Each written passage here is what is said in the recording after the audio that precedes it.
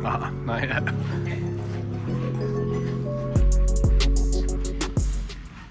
Customer came in not that long ago with one of these bed covers. I was like, it's pretty nice.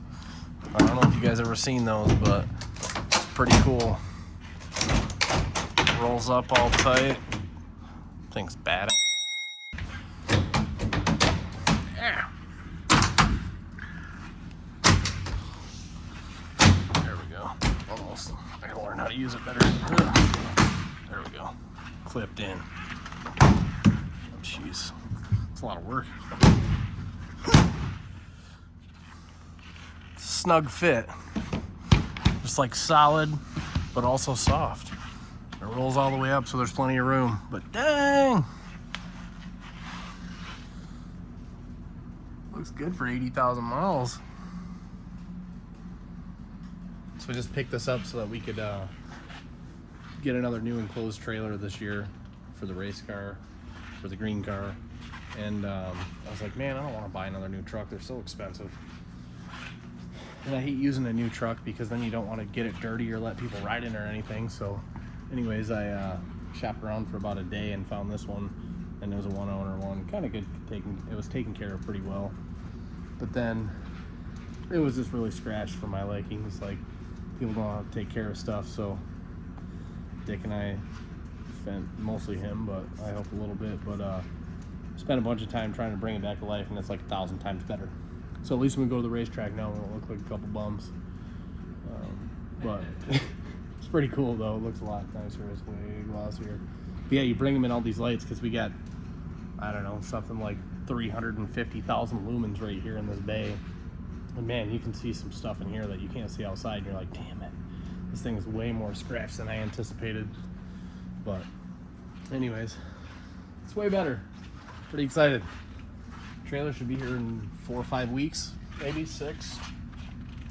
That'll be nice to have that because I miss having the available storage unit outside. It's like one more garage space that you're like, man, I really wish I had a place to put that car or that car or that car, or my vet's in the booth still. And it's like all this stuff is around here and all this space, but we finally do have some space here. Got the chassis finish welded last week. I don't know, I lost count, about 300 and something, 400 hours, whatever it was. The body's back on intact where I think I want to leave it. Couple small things I got to do. Looks good though. Looks really nice now. It's finished. There's so many bars, way more bars than I'm used to, having all them street cars in my past. My first race car. Yeah. Made fuel cell the other day. I was feeling uneasy about having a 4-gallon, so I made it a 7.5 gallon. Angled it a little bit to the front to the nose cone. Fits in there really good. There was already a hole in the nose cone, so there is the filler. It's like, oh, perfect, cool. So I'm gonna try to work on the floor this weekend. And we had some stuff come up.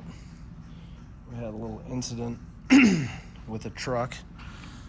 So now we got to repair it. The first one is all these years, man. All these years, and we finally had one where we just made a simple mistake.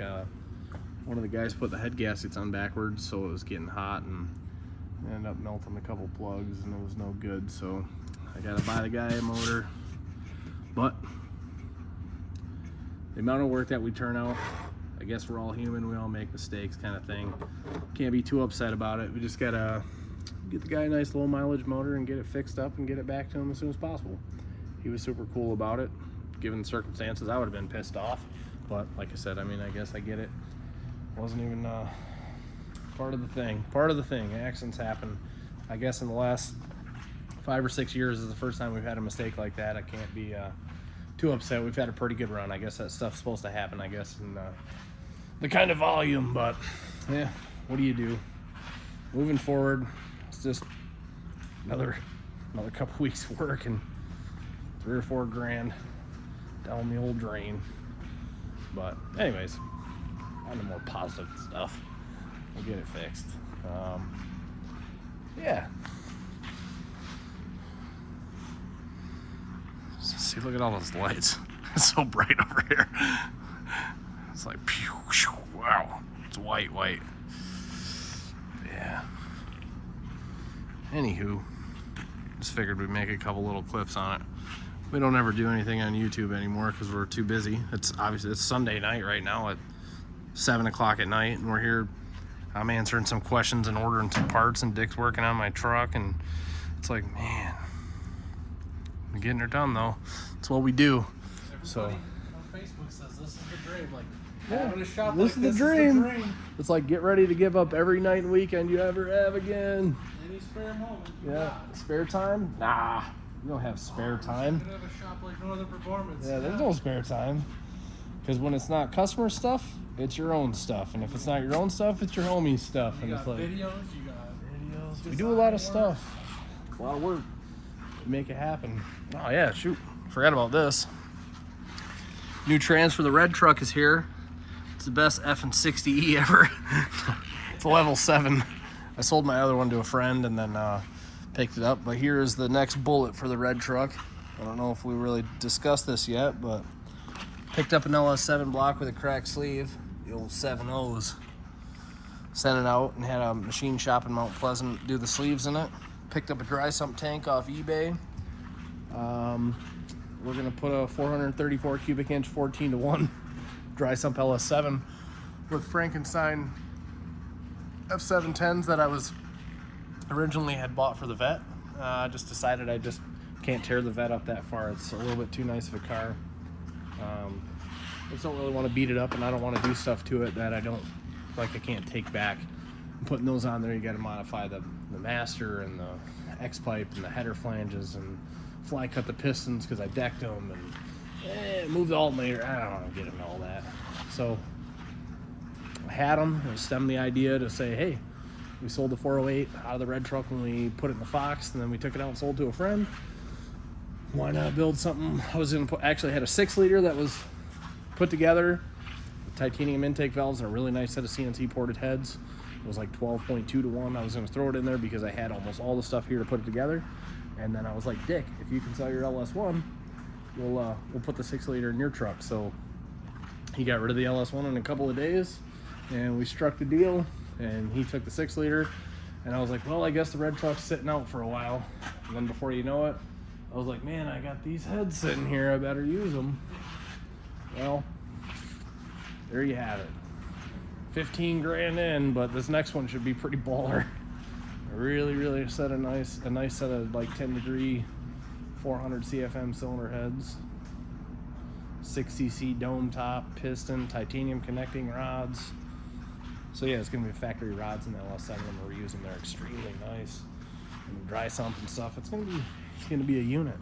Pretty excited. But yeah, it's been a little bit. Figured we'd make a little chit chat video.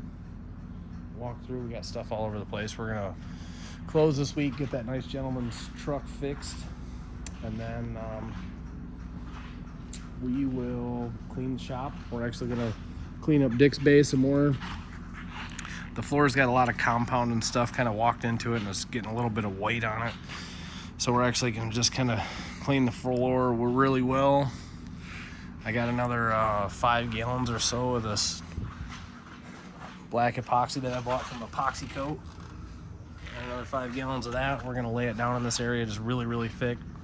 I kind of skimped on this area, like that crack's there. I was like, it'll be fine. I filled a lot of it, but we're gonna fill it with that 5 gallons. It goes a long ways.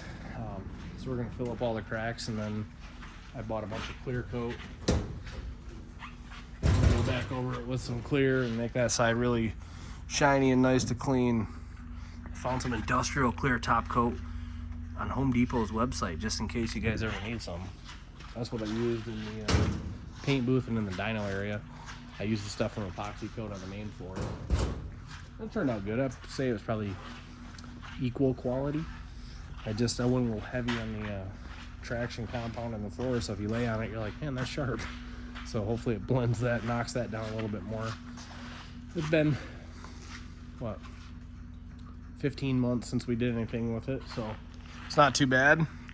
Some existing stuff on this side, I should have did a little bit better job.